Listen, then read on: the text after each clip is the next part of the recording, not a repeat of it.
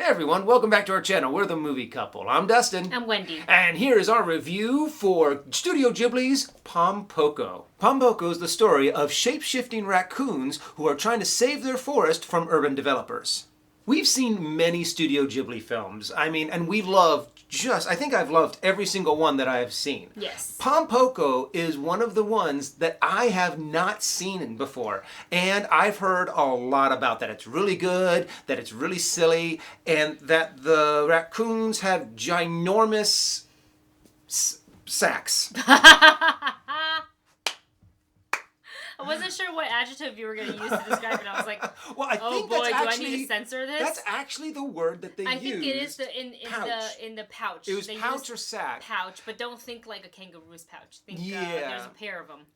So, I was very curious about this movie for a long time. I think I was kind of introduced to it when we went to the Studio Ghibli pop-up in San Francisco, and I was just like, this sounds like a really funny movie. Yep. And it did not disappoint. It really didn't, and thanks to HBO Max, we now do have a selection of Studio Ghibli films that that are available to us. So now we get to finally watch some of the ones that we hadn't seen before, and we were kind of thinking about which one to watch, and because of the reason Dustin named, we're like, let's go ahead and just watch Pom Poko, and I really wasn't sure what to expect, and I kind of like that it wasn't like a human protagonist. I kind of like that. Yes. It was or human antagonist too. Right. Well, the humans are antagonists. The humans. The human world and the environment and but there wasn't like that. a specific villain, like I'm going to destroy the forest, kind of a thing, which makes the movie just so much more connectable. Yes.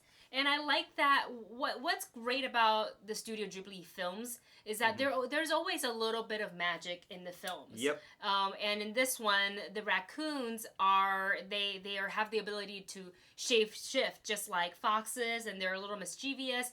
But for the most part, they were kind of really happy in their home.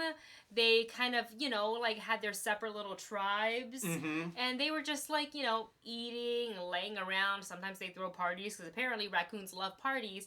Yeah. And it was all good and fun until an urban development started to kind of build, and they were building into the hills that they lived on, basically destroying their habitats. Very, very current to what has happened in our world, where we just keep developing, keep expanding, and all the animals are like, what are you doing? So finally the raccoons are like, look, we got to take a stand. We got to do something. So they actually all band together, and it's cute to kind of see the process of the planning, the learning the arts of transformation, and how they because they can transform into humans. Yeah. And how they kind of sort of can live in the beginning as they were learning this as a human, but they do get tired, so they get these like the bags dark, under the raccoon eyes. That was hilarious. And you know what? So that funny. is something they have to drink energy drink.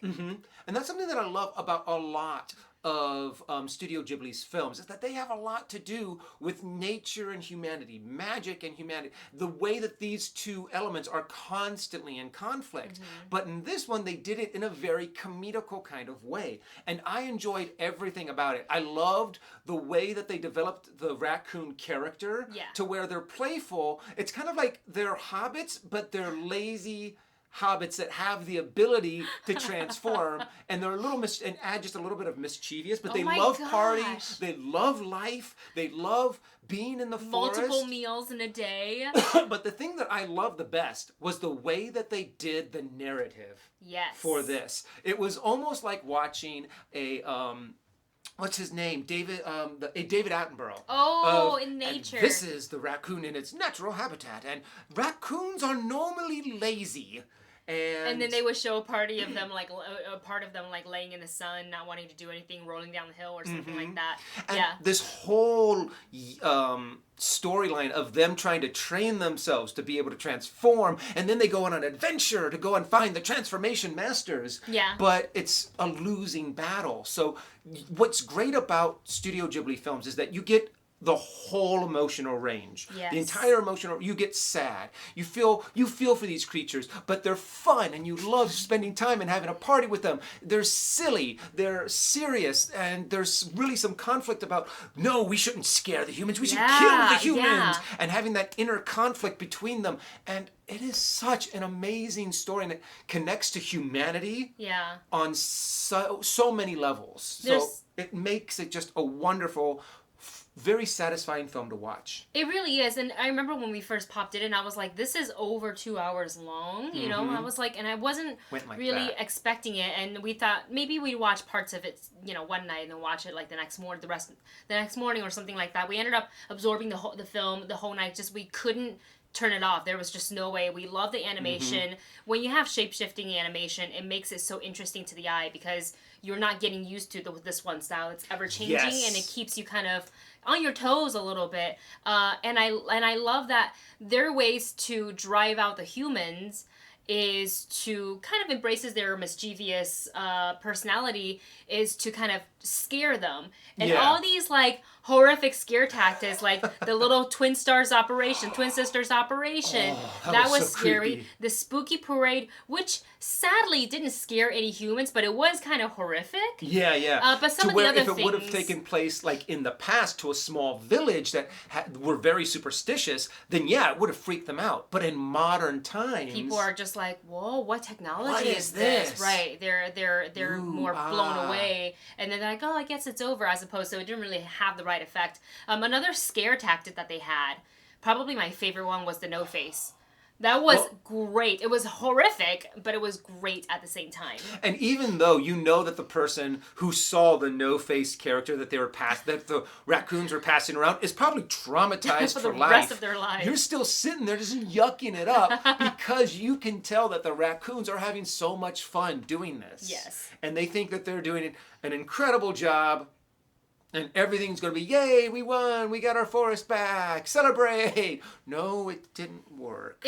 They kind of rooted it a lot more realistically to see how the raccoons have dealt with it, because unfortunately not all the raccoons were able to master the art of transformation. So at the end, that's kind of what made them, in a way, divide into various different factions. Yeah, it's not like they were fighting each other or anything like that. It's just that in order to survive, these were the things that they had to do in it. It's a little bit heartbreaking because you wanted to see like happy raccoons running around the hill and you know, living in their natural habitats, as opposed to, you know, running away from the humans and having to scrap through the trash like they do, like how we know them now. You know, so while it's heartbreaking, I kind of like that they acknowledge that this is how they live and this is how we think drove them to this point. Yeah, and it's a very sad story. It's about the loss of kind of like that natural innocence of the world and how now creatures have to adapt to their new environment. But it still gives you at the end a little bit of hope. It still gives you that connection, even though life is now completely different for very many of them, many of these raccoons.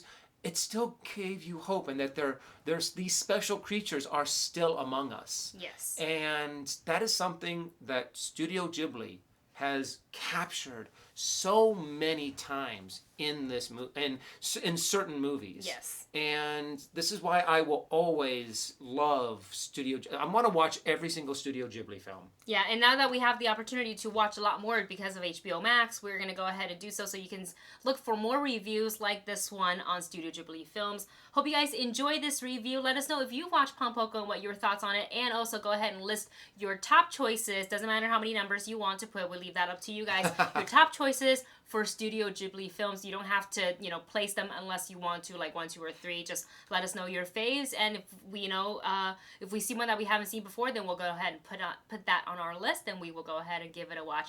Thank you so much for watching. Don't forget to like, share, and subscribe, and we'll see you in the next video.